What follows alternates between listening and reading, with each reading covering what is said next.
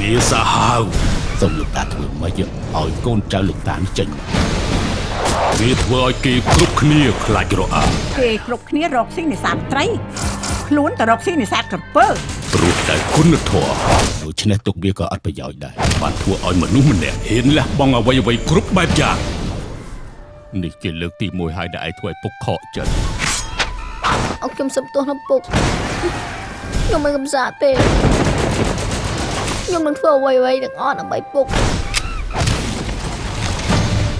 ឯងស្រឡាញ់ខ្សោយកូនអញបងស្រឡាញ់សយ